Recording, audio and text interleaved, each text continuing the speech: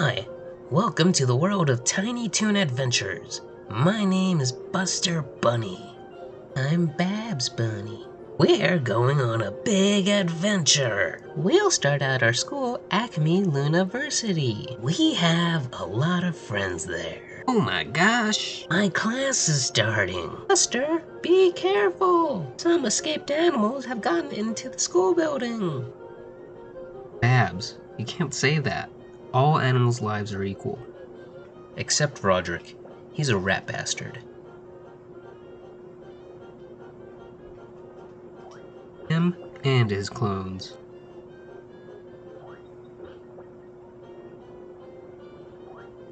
No clue why he's invading the Luniversity.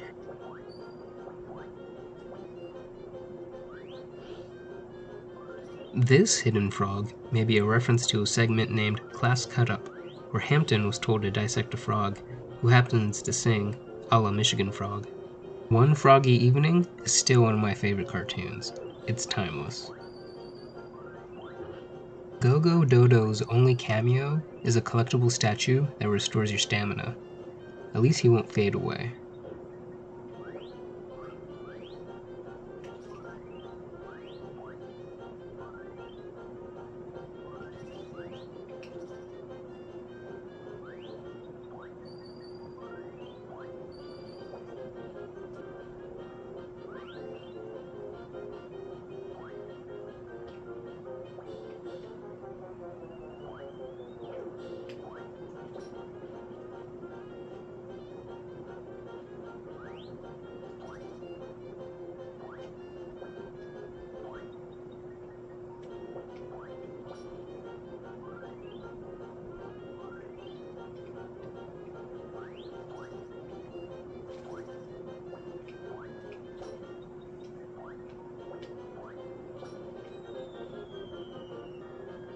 Buster lands on a statue of Monty and alerts a guard.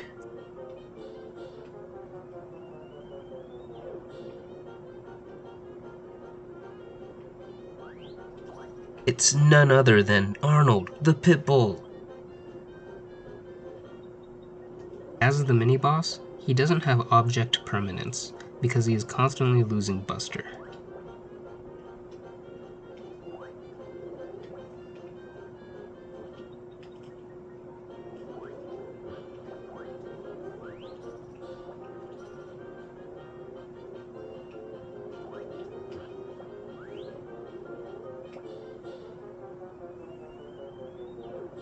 He often fills the role of the sadistic jock in the show, or someone with perceived authority. Apparently, he's from Romania.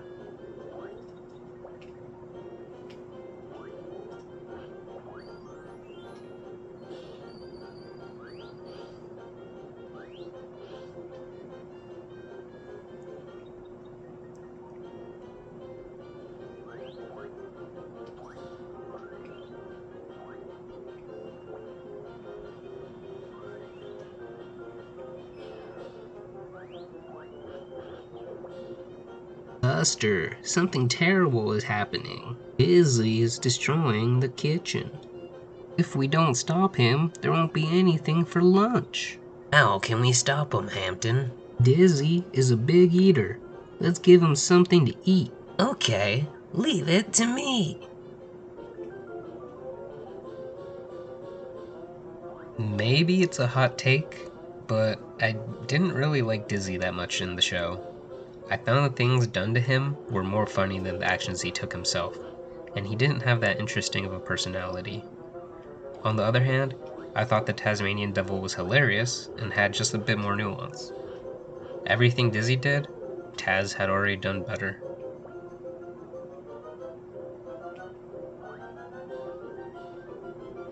Buster should have just used the axe up top to put an end to Dizzy's rampage.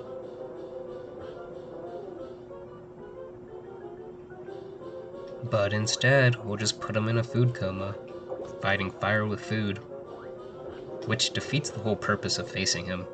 A Pyrrhic victory for Buster, and a loss for Hampton.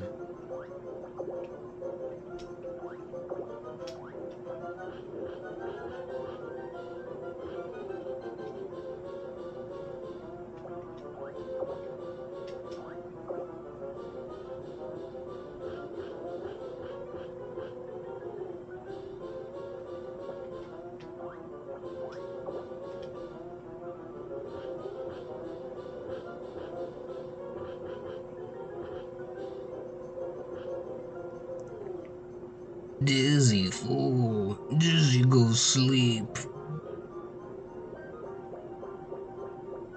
Hampton, everything is okay. Dizzy fell asleep. Look at him. He ate all the food in the kitchen. I've been fattening up Dizzy for you. Cook him. Sorry to keep you waiting. It's game time. Please spin the wheel to select a game. Which game will it be? Spin the wheel.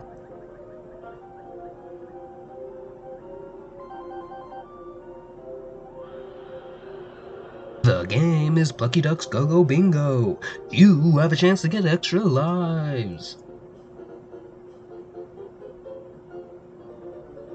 The Wheel of Comedy was introduced in the third episode of the first season and serves as the basis of the minigame intermission.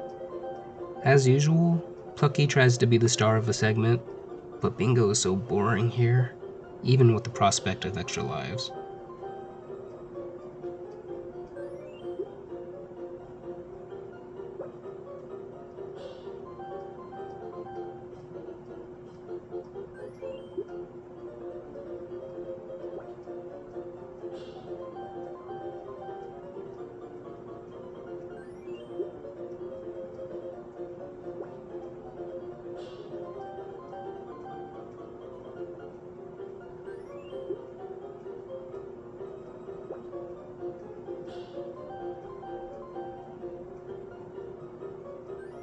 Bingo, shoot!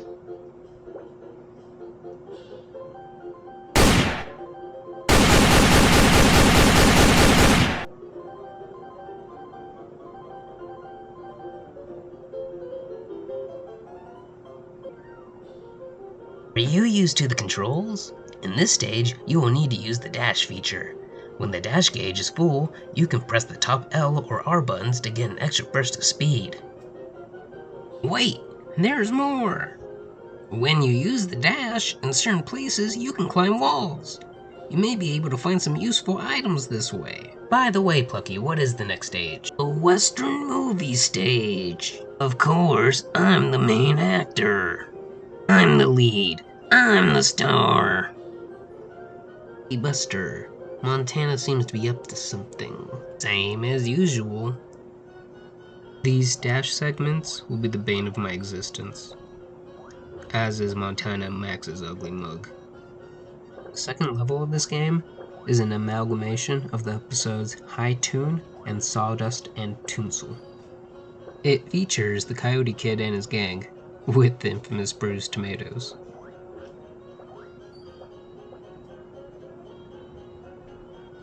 Although Speedy Gonzalez doesn't make a cameo, his buddies Pablo and Fernando do, to waste my time by slowing me down with the jump rope. It's a little insulting putting a clock in the background, to remind me I'm wasting my youth.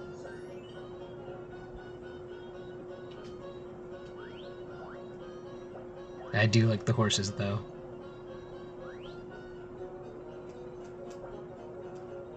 I don't get the inclusion of Barky Marky, but if Buster is fine with kicking him, I am too.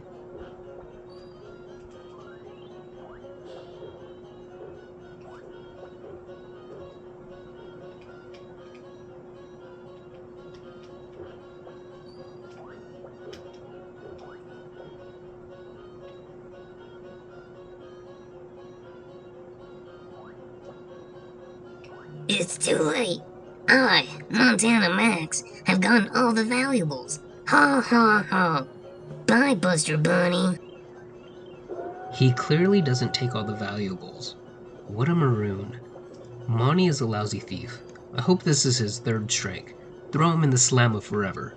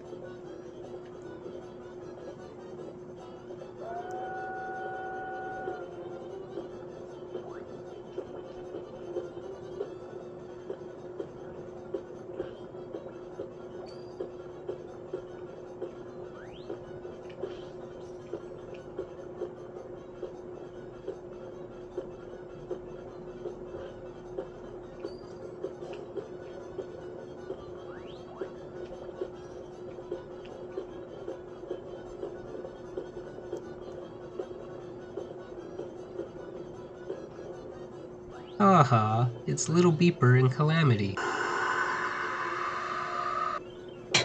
The game really gave you 1 second to take off.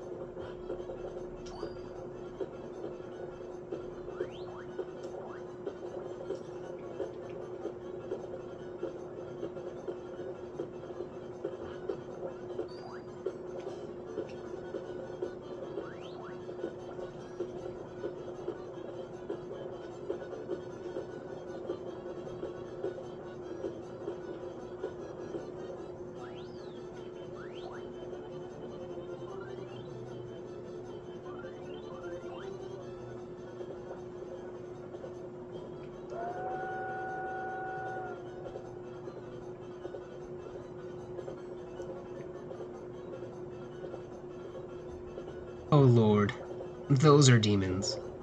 The goblin on the left is horrendous, and I don't think that guy really attended Yale.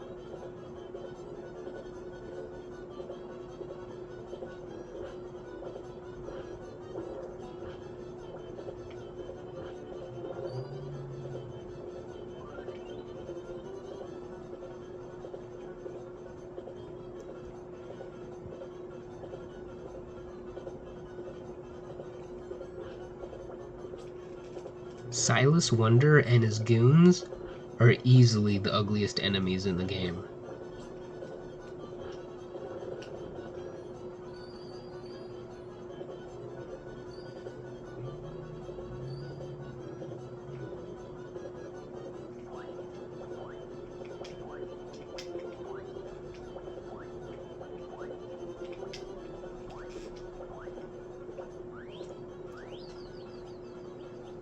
Screw you, Arnold.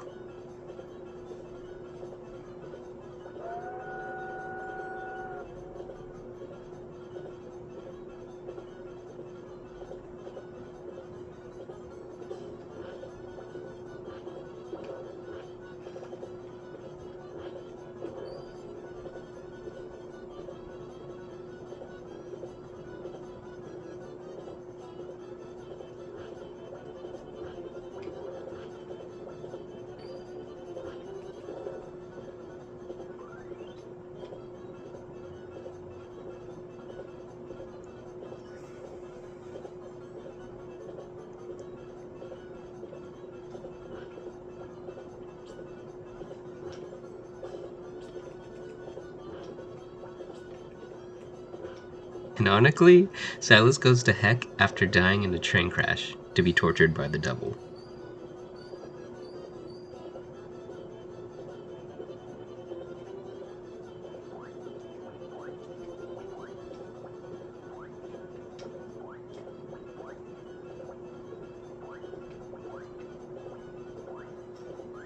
He purposely leaves a gap that you can't reach. Why bother continuing to program him throwing planks?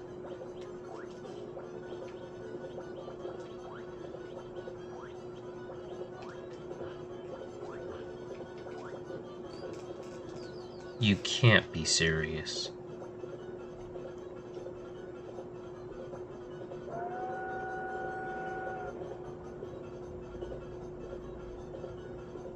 I don't mind kicking these guys, but I do mind the artificial difficulty aimed at slashing your lives.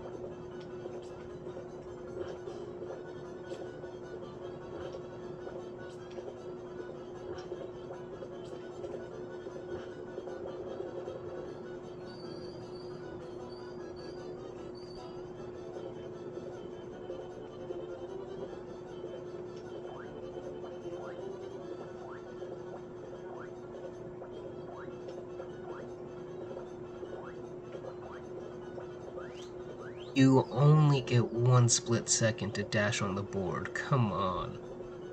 None of this is difficult, but it's created in a way to anger you with not knowing what's coming next.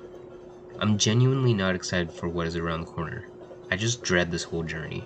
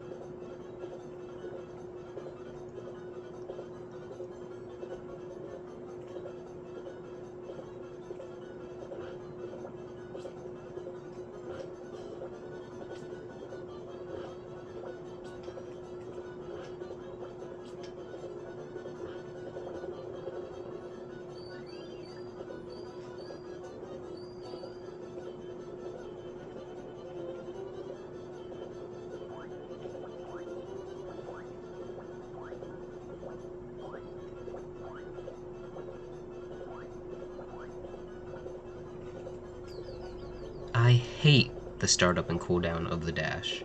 I'm losing lives due to my incompetence and the incompetence of the game design.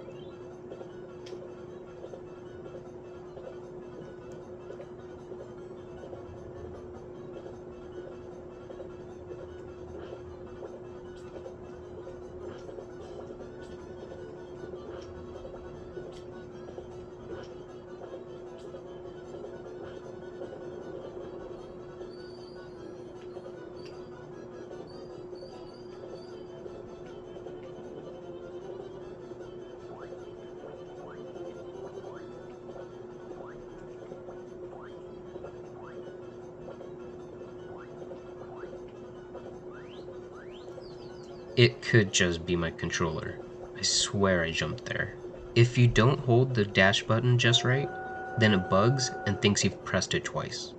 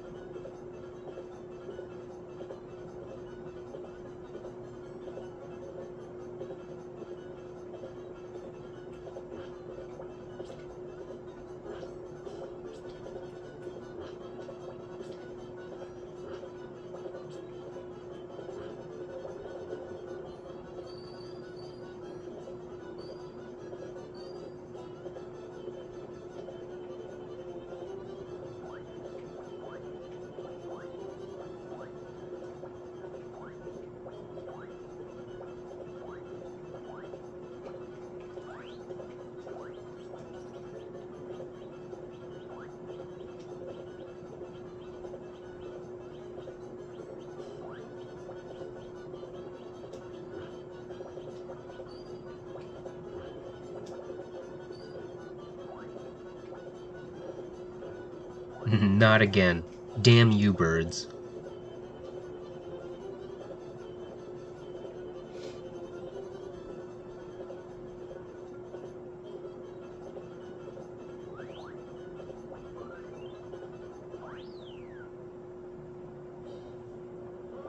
That leap into the sky seems like an epic moment, but the game takes away control right there. This game continues to disappoint.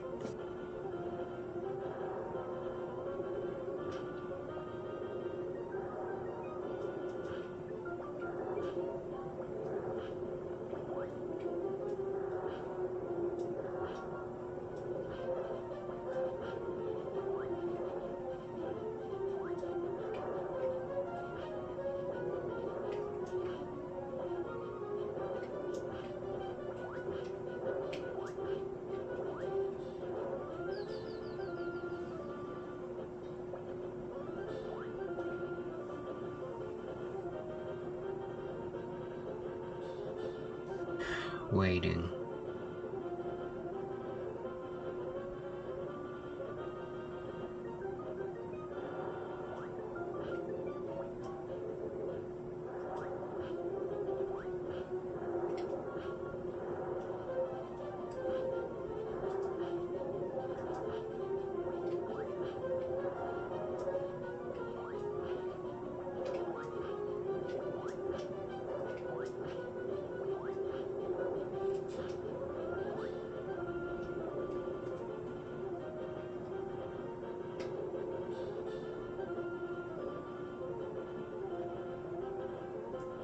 This game has a bad balance of tension and actual agency. Escape the train, but only when we let you.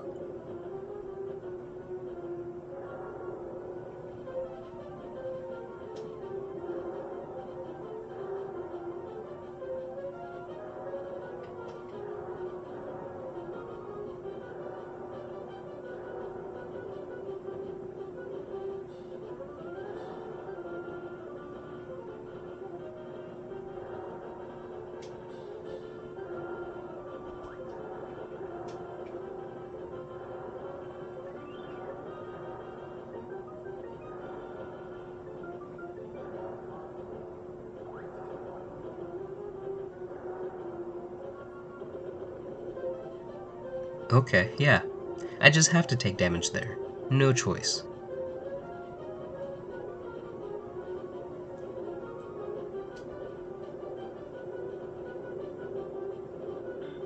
Kick Monty off. Let the train decide his fate.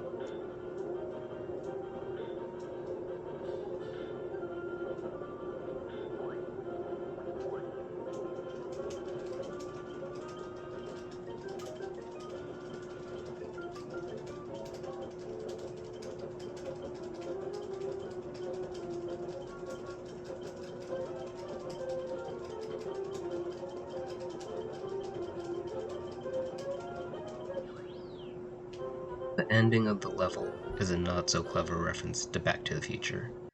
I love the movie, hate that I can associate it with this game now. Last time was boring bingo. What do we have next?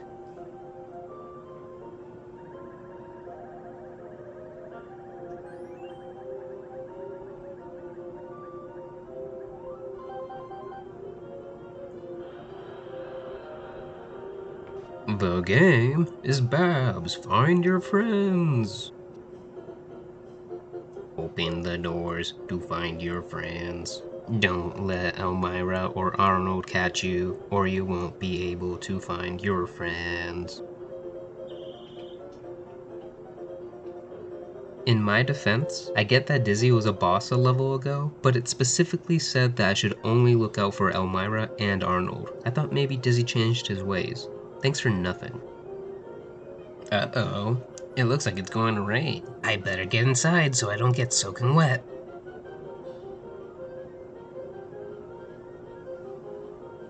Woo! I found an old mansion just in time. Wait a minute. Sudden rain, uncanny old mansion in the forest, no signs of life. This stereotype situation means the next stage must be Spook Mansion.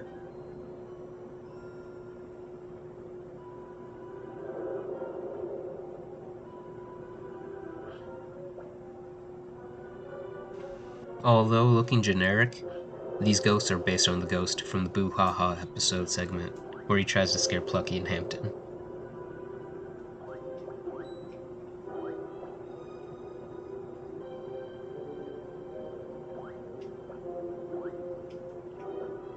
These evil cakes once haunted Hampton's dreams. Mostro, a due test.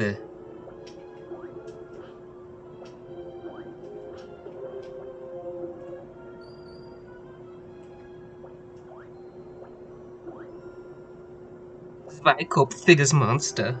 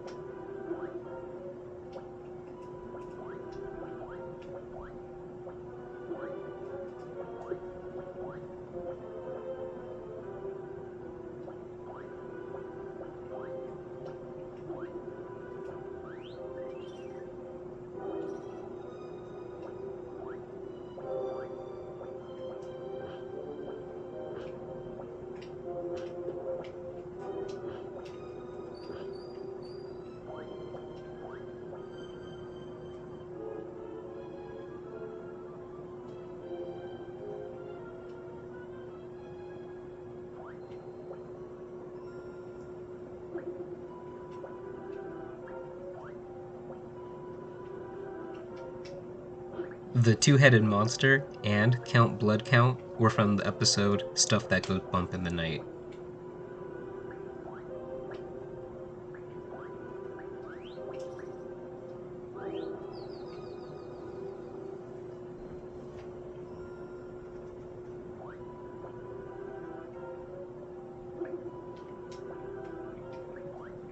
Frank Welker voices Count Blood Count and numerous other characters from Tiny Toons, like Go-Go Dodo, Furball, Calamity Coyote, and Little Beeper.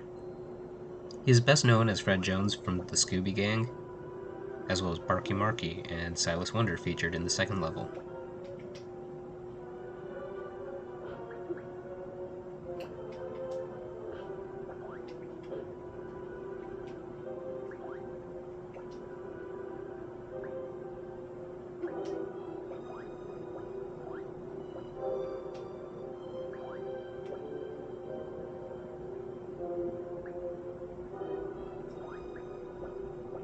I think the only nice thing I can say so far about the game is that the stained glass does look nice. Kudos to whoever was in charge of that.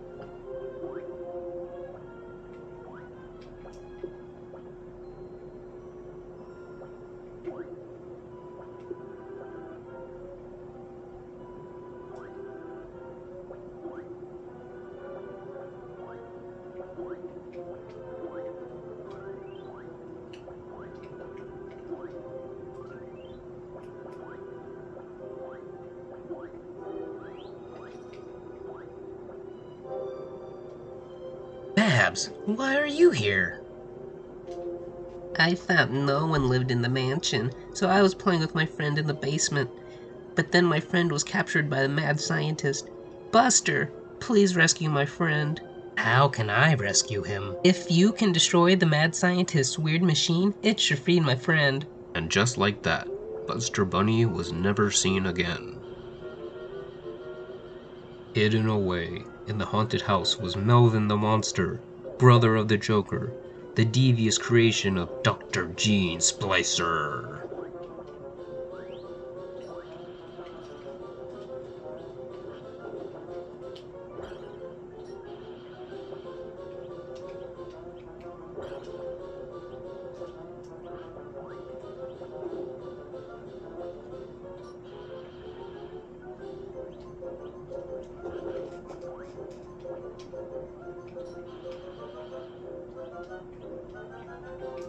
Melvin mostly made grunts and roars, but he was voiced by the legendary Jim Cummings.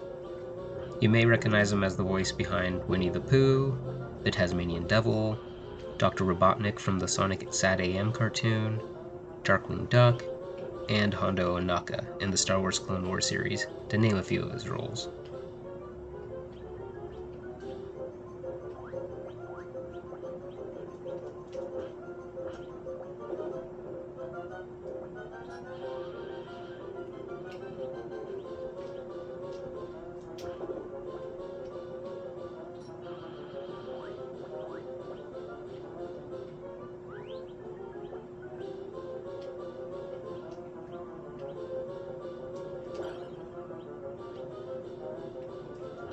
Melvin is an ape bull pig, cousin to the man bear pig.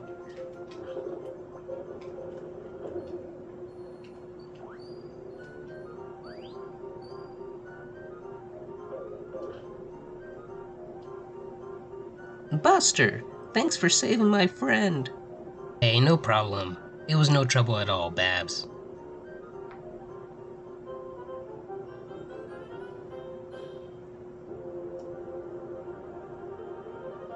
I don't even care that I can get extra lives. These minigames just prolong my suffering.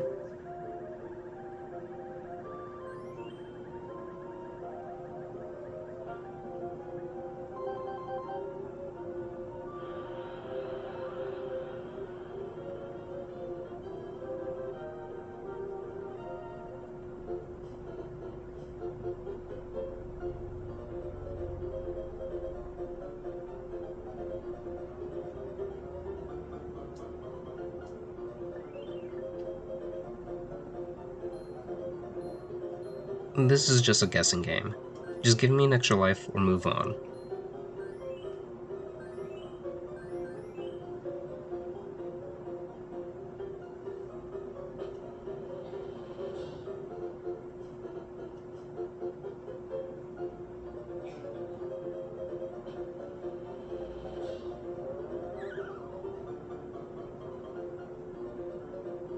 I find it hard to believe that someone thought this was more fun than Final Fight to rank this above it. I didn't even make it far, but I still thought punching through Metro City was entertaining.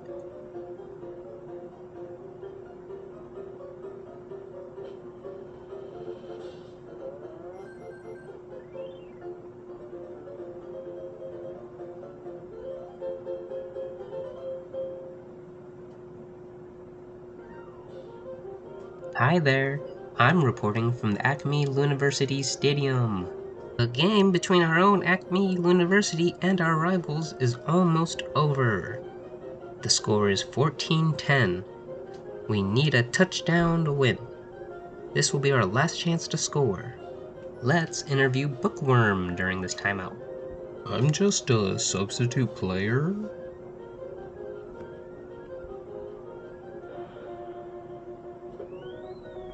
This football stage is based on the Acme Bowl episode. In the show, Buster was the new quarterback, but here he functions as either a running back or a wide receiver.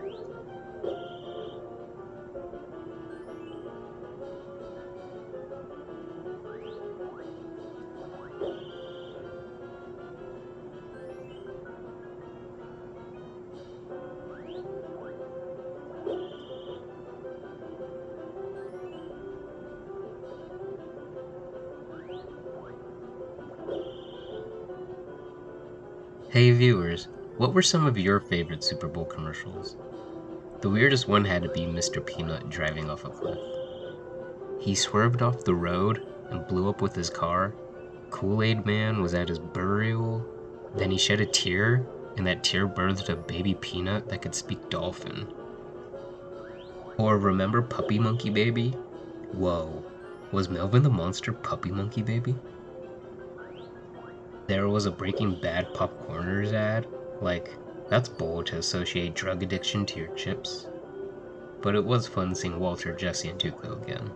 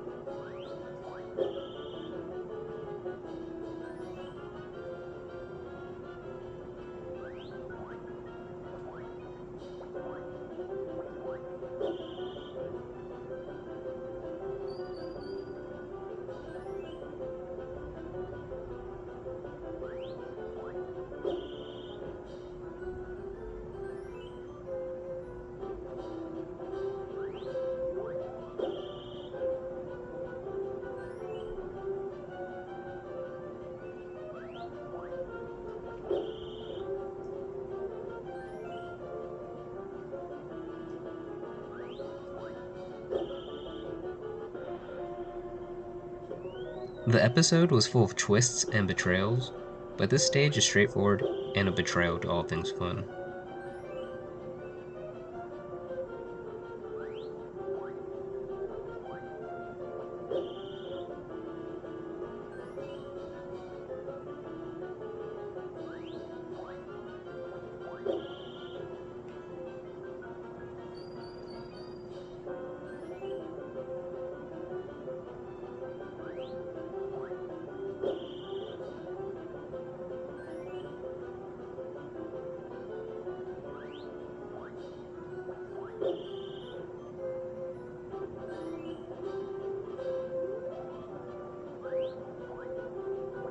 I wish I was playing Space Jam right now. Imagine if the Tiny Toons had their own sports movie adventure in 1993. It could star Bo Jackson, and they could play a made-up sport called base football ball. It would be like the Waterboy meets Angels in the outfield. The antagonists could be skinwalkers, and they play in Australia or Florida.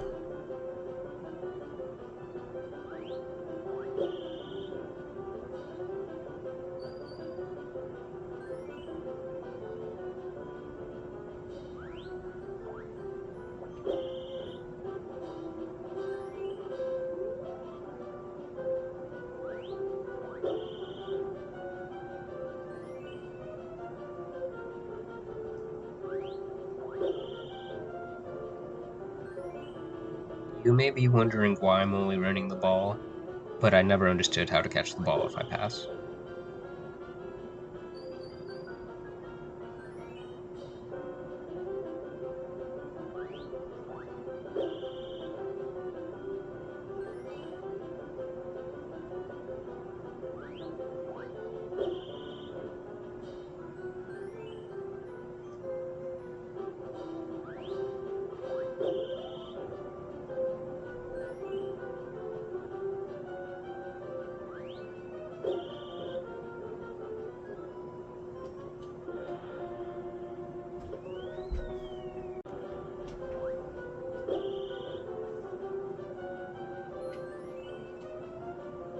I'll prove it. Buster automatically runs for you, you can't stop him in place, and I was for the most part right where it lands, but it just fumbles. So nah, I'll just take my chances running.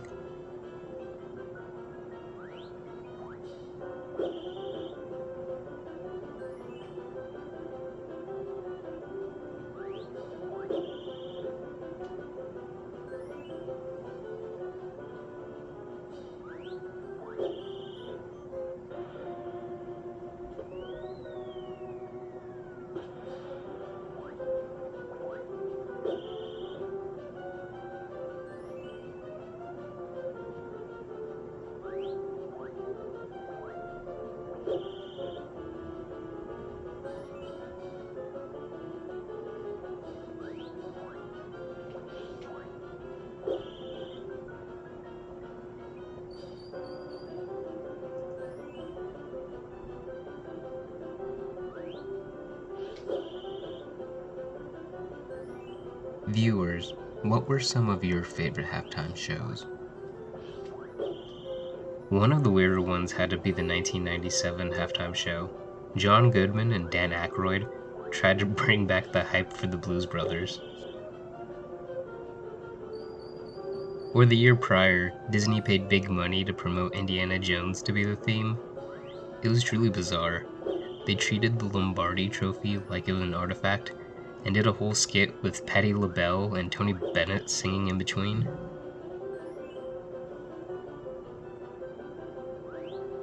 The 2007 halftime show had to be one of the coolest though. It had the artist formerly known as Prince, and he even covered the Foo Fighters' Best of You that night.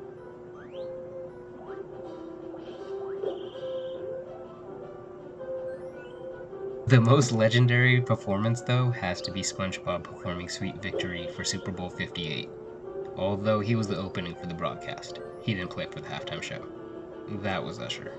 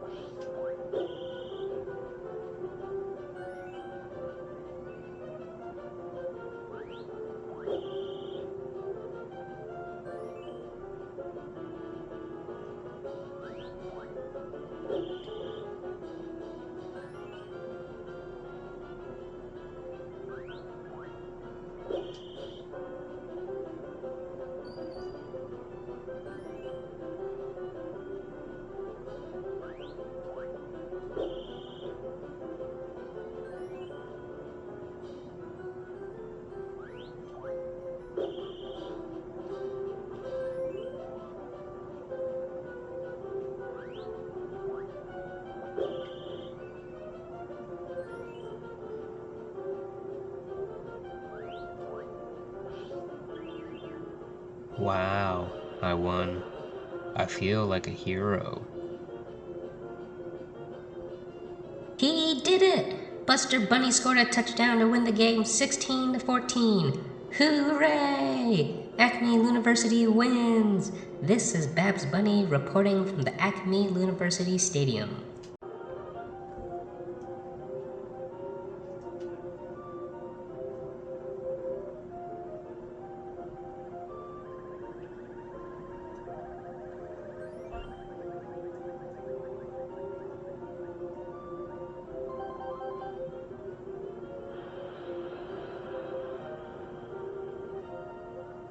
From one ball game to another. Great.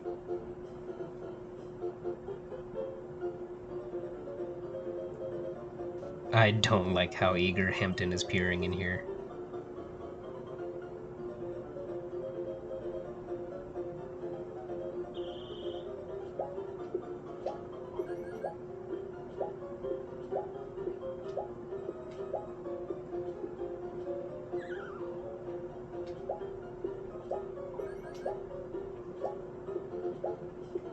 Why do they have his eyes tracking the ball?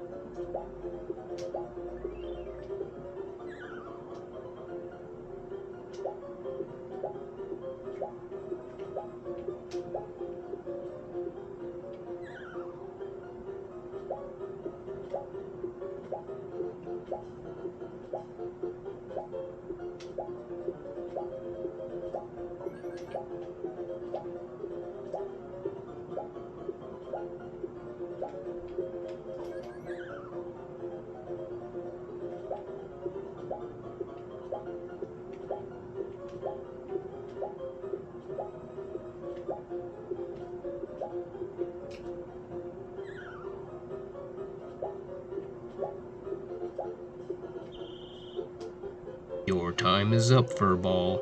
It's time to put you to sleep. Woo! That game was too close. Now I would like to introduce my friend, Calamity Coyote. He's not a sports buff, but he is clever and sometimes invents things. Buster, could you do me a favor? Sure, Calamity, what is it?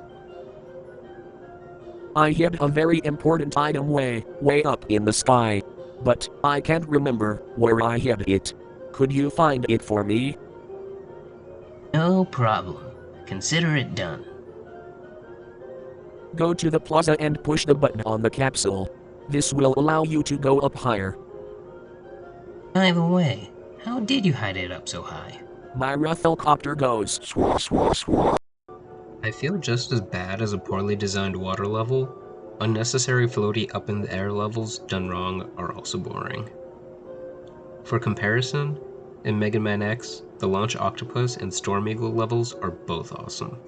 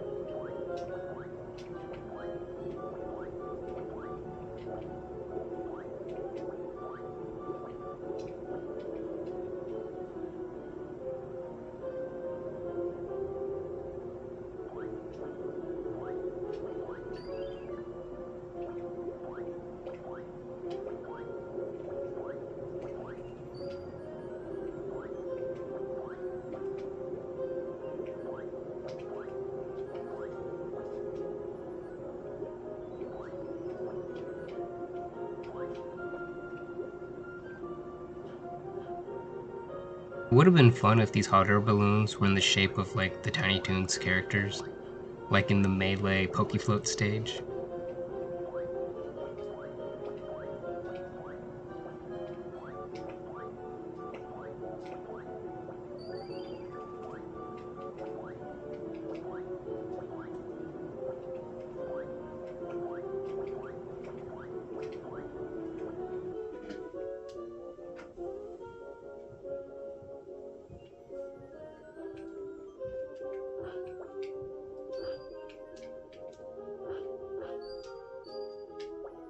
Here we have Buster, attempting to cause the extinction of a rare type of cartoon buzzard.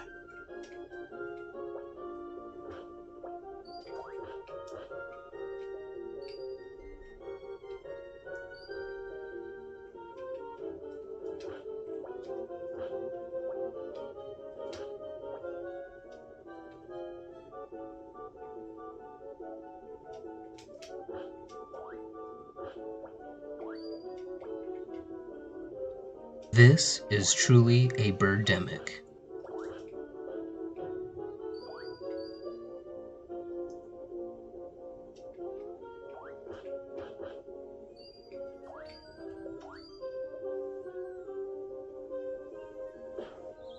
Concord Condor to the rescue, and promptly disappears. I actually thought there was going to be like a shoot 'em up portion to this, like throwing stuff at birds, but instead we just get this pinball.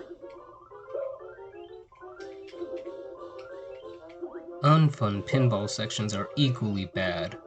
Leave it to Sonic. In fact, if possible, just ignore this game and play any Sonic game. At least he earned his attitude.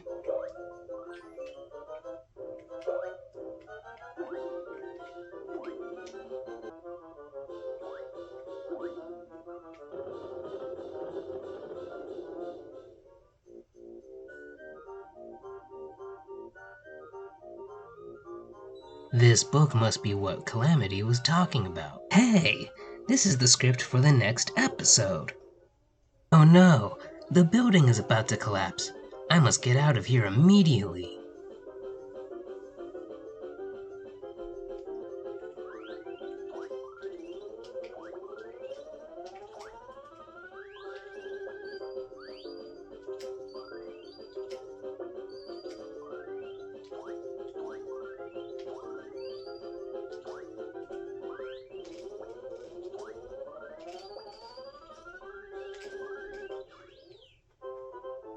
This whole stage was just filler. No challenge, just a placeholder for your hopes and dreams.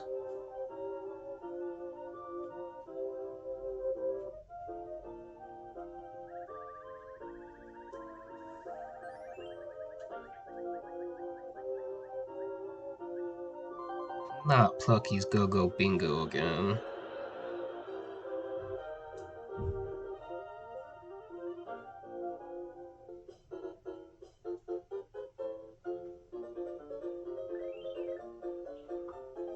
I used to like playing Loteria as a kid.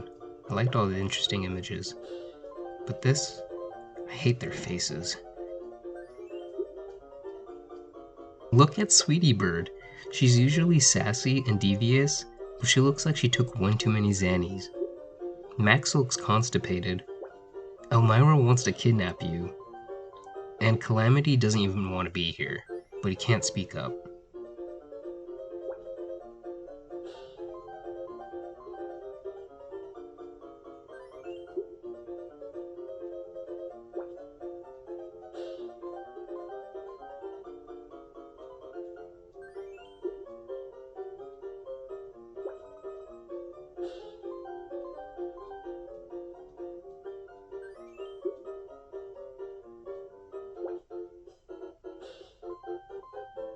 No bonus for me.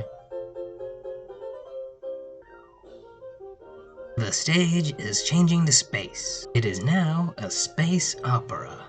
This time, I'm a Knight of Honor. I'll fight the evil empire all by myself. While I'm doing that, I'll also manage to save Princess Babs. Wait a minute, Princess Babs? You mean I have to rescue you again? That's right. Well, hurry up then. The show's getting ready to start. Okay, time for me to get captured. She never gets stage fright.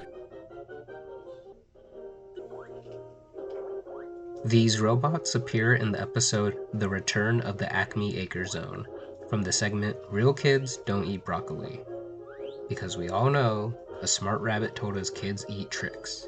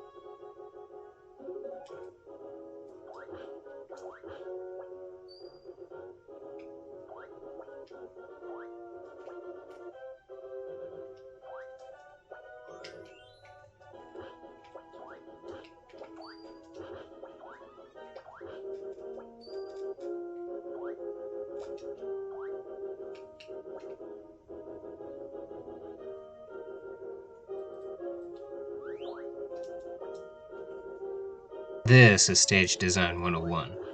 The only way to make a level more difficult is by placing as many pits and enemies on screen as possible.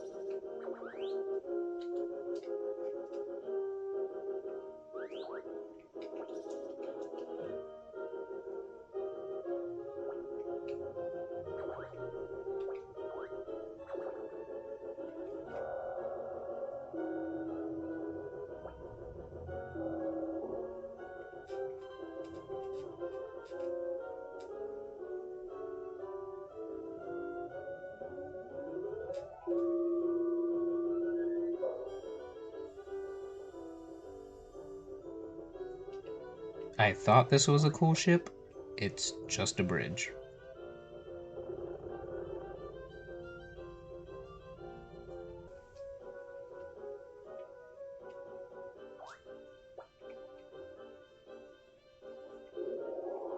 Now I'm playing red light, green light with a doom ray.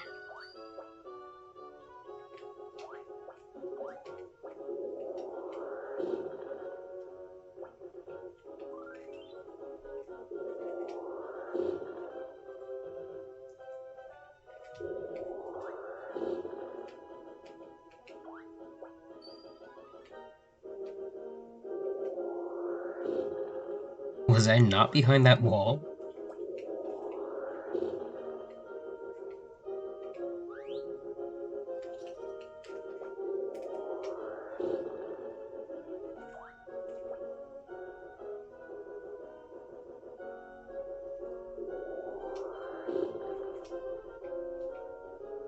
With all the spaceships in the background, This could have been a shmup level, but no, this was supposed to be more fun.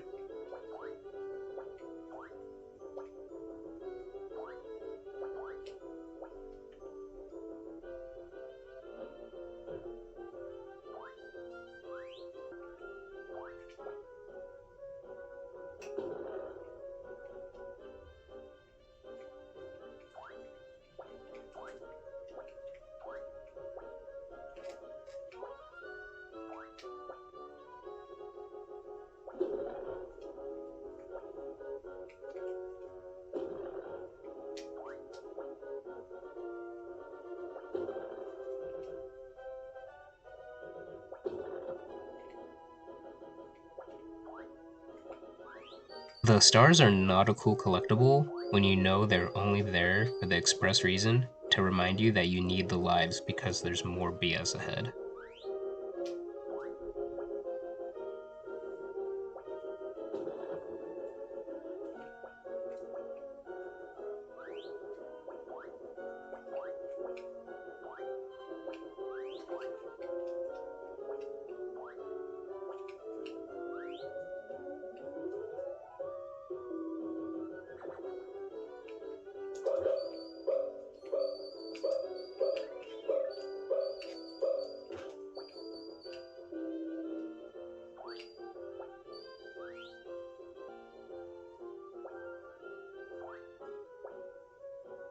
Hard or easy? I wonder which is worth it. I'm sure there's probably a 1-up at the end of the hard, but how many lives will it take to get it? Oh.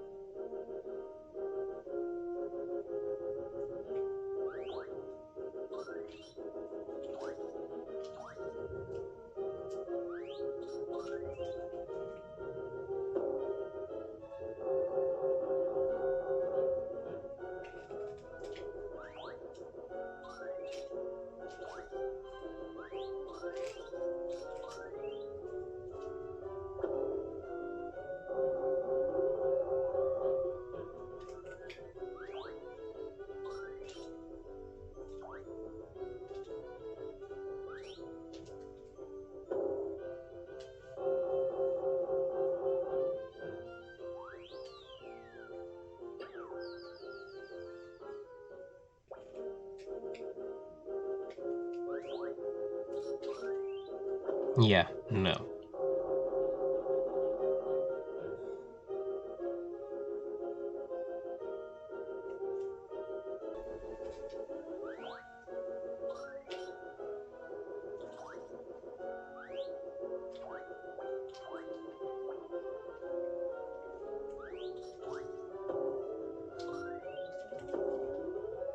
More beatings, please.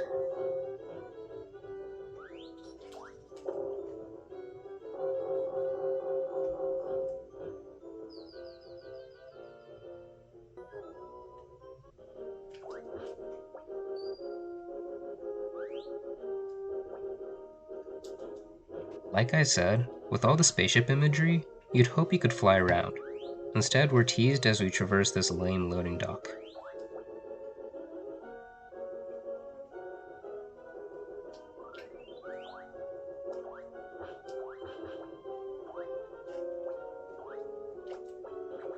Nothing screams loony like useless machinery.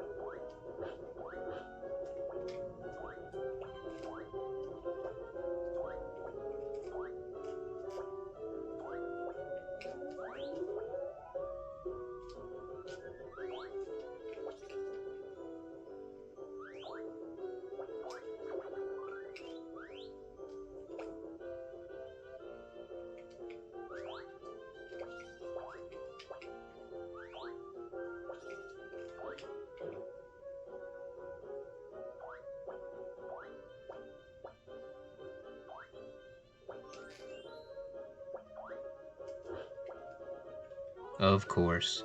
Of course I'd bounce the droid onto the ladder I'm trying to climb down. Nice. Admittedly, I probably could have climbed back up and tried to erase it off screen, but this game has left me drained of all enjoyment.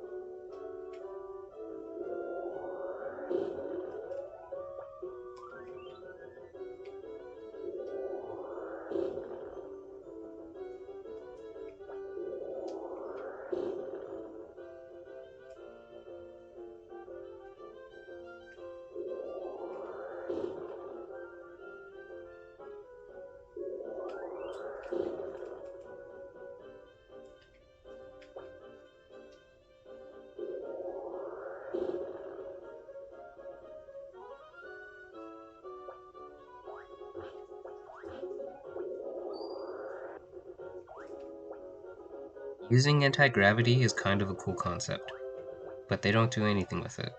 This part was just made to pad for length.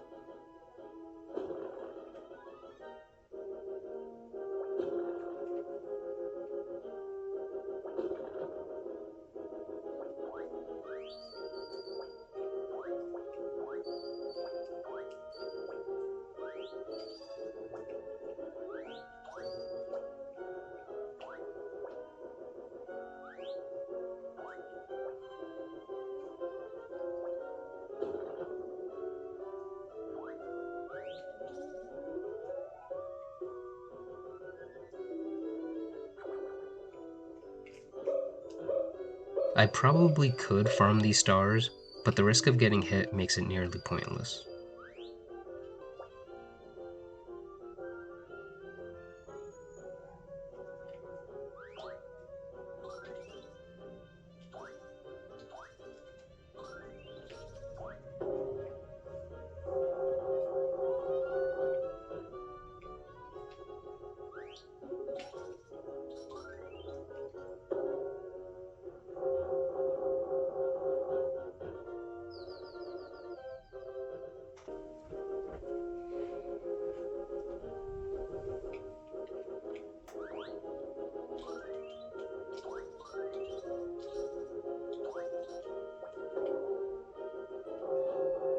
Awesome. Even if I dodge the can, I have to still avoid the damn droids.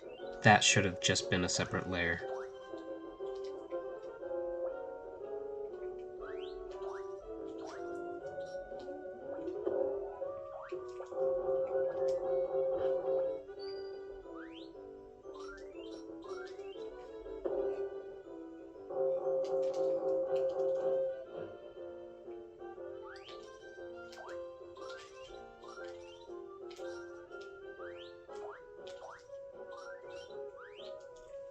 That was designed just to piss off any kid, much more so an adult.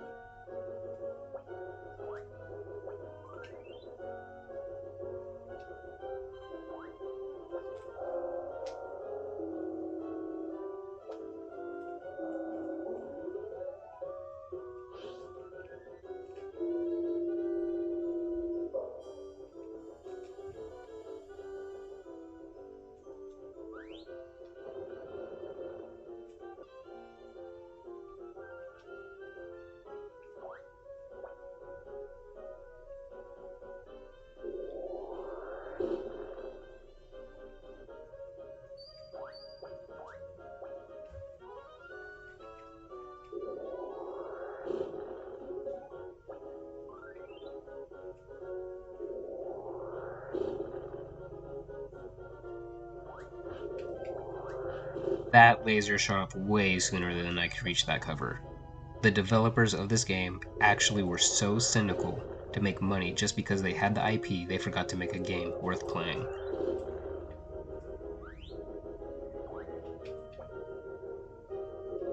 There wasn't even any cover up there.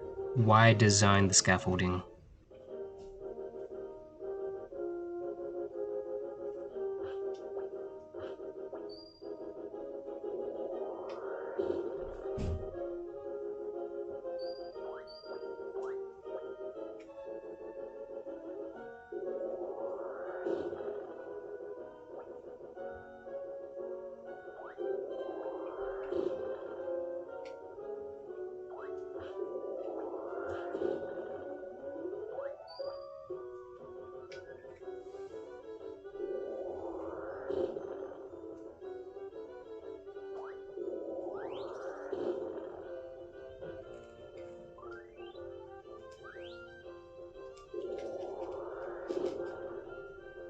Whatever.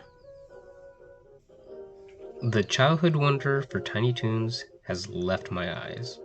I wouldn't want to ever watch another rerun because of this game.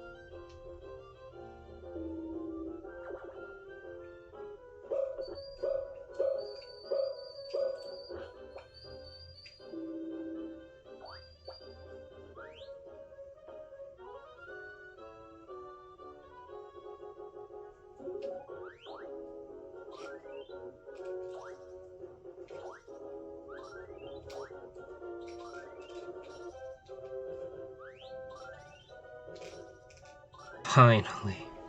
I'm not surprised there's more to this level, but I am disappointed that there is.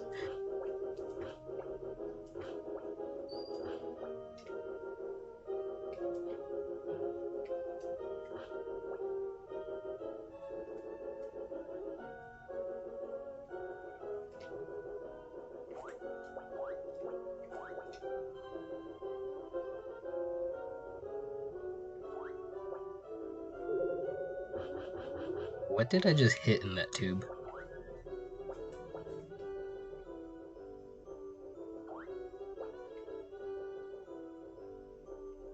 Oh, it was just mutated butthead Plucky.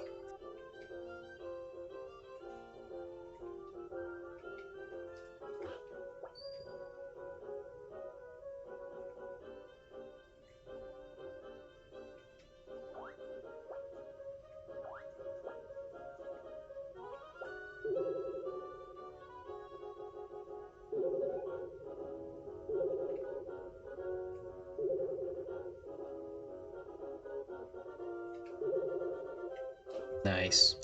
How am I supposed to know ahead of time? Honestly, this game has no honor.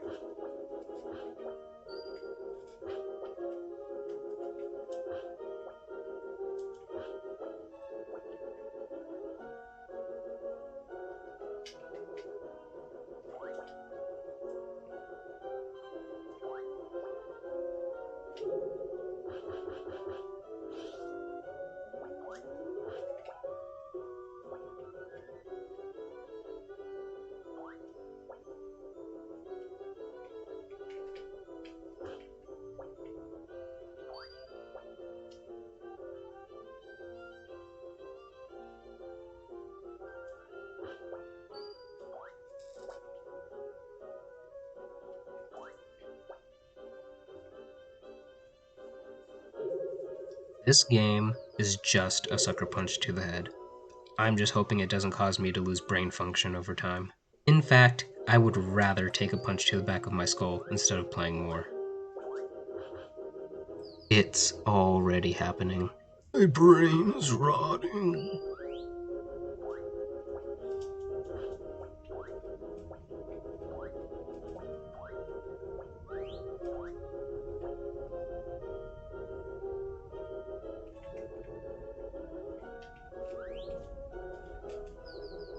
At this point, I'm just playing sloppy because I don't care anymore. More than beating the game, I just hope the lives run out.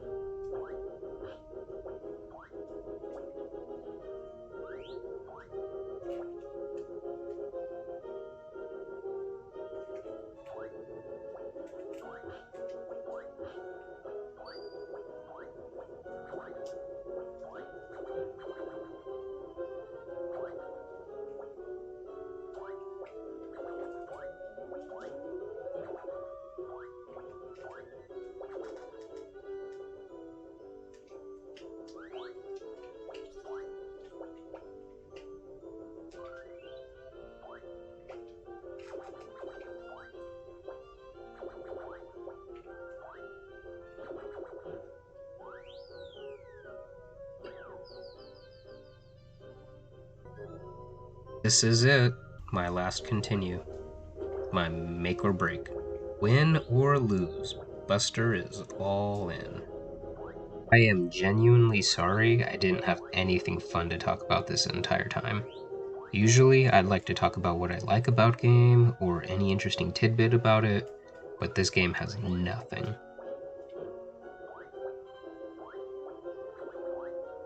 If you've ever played Buster Bust Loose, or are going to play it for whatever reason, please tell me what would earn it some positive points. This game is a shadow of a show that largely relies on parody. The jokes weren't necessarily always bangers, and this game couldn't even hold a light to its premise.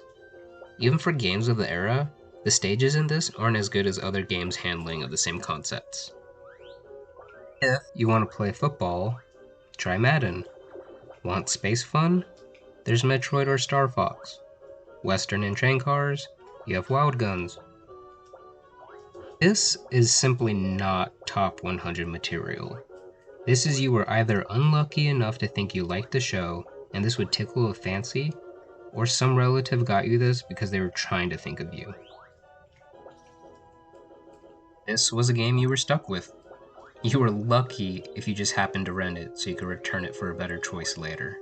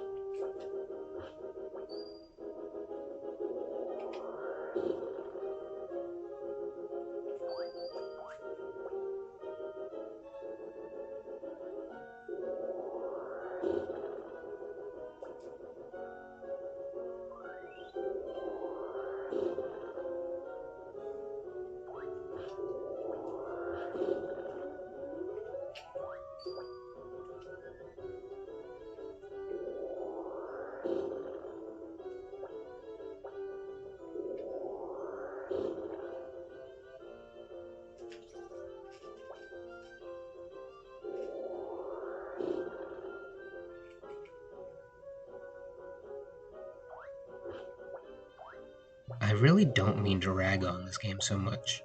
A lot of what is in this game has been used in other games, albeit more effectively. So despite its commonality, it's derivative.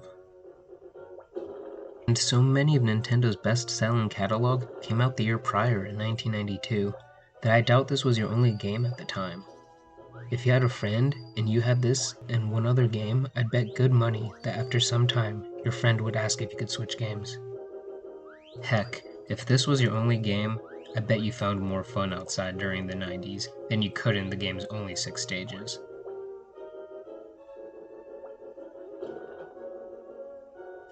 This was my first time playing the game, so it makes sense that it took me a little over an hour to get this far, but if I were a kid, I'd probably rather watch a movie or even a couple of episodes of Tiny Toons instead.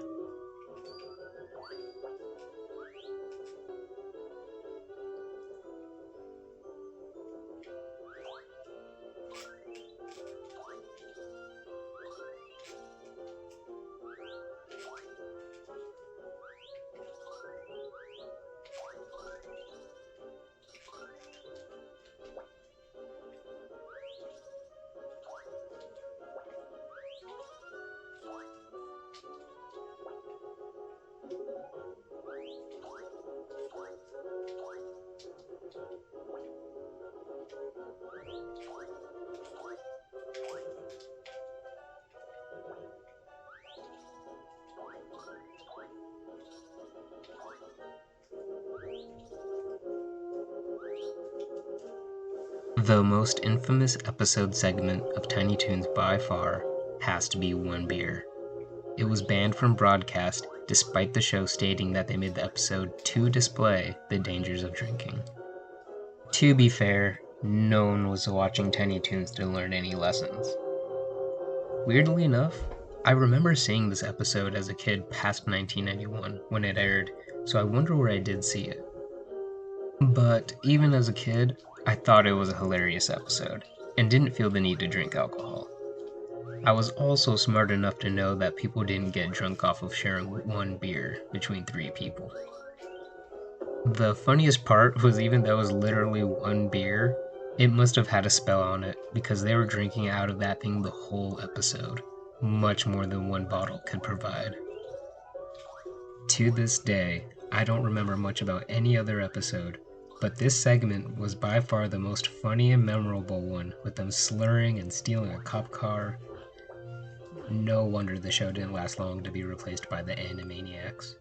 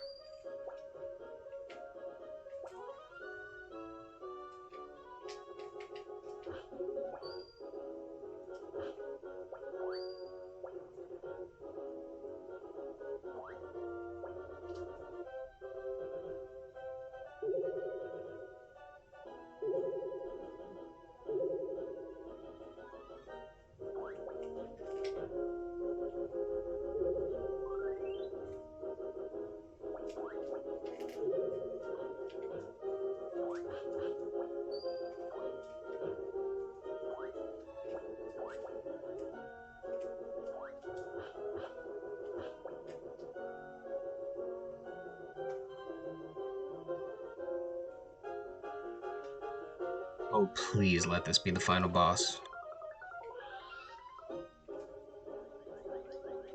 Ah, ah, ah, ah. Good bunny. You are more powerful than I have foreseen, O Knight of Honor. Hey, where is Princess Babs? I'll return her if you can defeat me. Just try and take my paralyzer gun. I warn you, do not underestimate my powers. The final boss is Duck Vader, who first appeared in the second episode, A Quack in the Quarks. Oh, this is unfair. I'm not even sure how to best avoid this. I am just going to jump and kick. There's no rhyme or reason.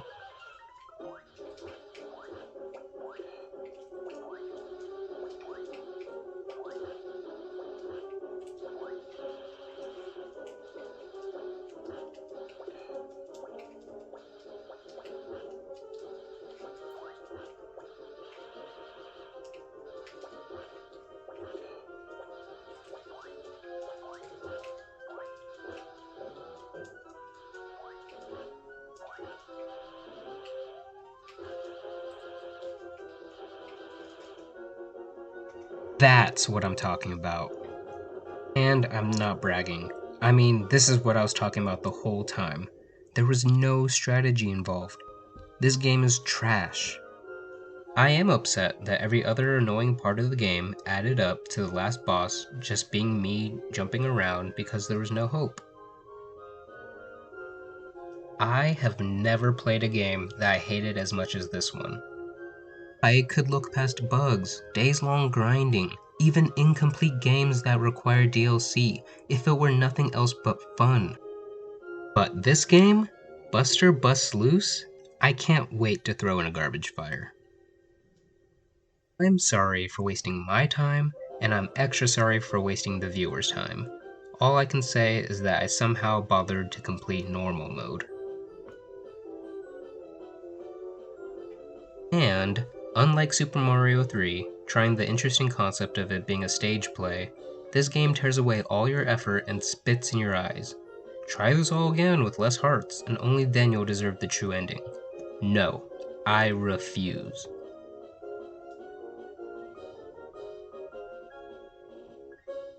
Ranking time. Story, 0. The game all but admits there is no overarching story. Each stage is an island to itself with a sign reading Next. The theme of each stage has been covered better in just about any other game. Visuals, 0.25.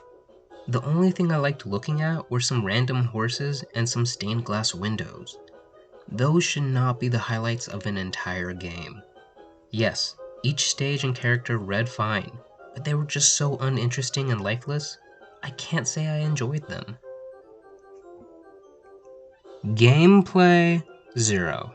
I am surprised how forgiving most gamers and I are towards some games that have the simplest gameplay and controls. But that simplicity should add value to the game. In the earlier Mario Bros. Games, you literally are just running and jumping, and maybe shooting fireballs. Sonic, you run and jump. Even modern idle games where you maybe click on something every 5 minutes are alright if you care about looking at something interesting and engaging with players. The running and jumping in this game are so atrocious, it makes the game frustrating. Music, 0.25. I'm mostly being lenient here in the sense that there was music and sound. Some games don't give you any, or just have plain bad sounds. Hearing the same songs over and over felt like being at a circus in hell without any performance. No clowns, no animals, just Siren Head screaming the songs. Fun factor, 0. Maybe even -2. You heard all my complaints, not fun, and definitely not worth subjecting myself to replaying a challenge run just to see some barely different ending. Out of 10, Buster Busts Loose gets 0.5. -1.5 if the -2 counts.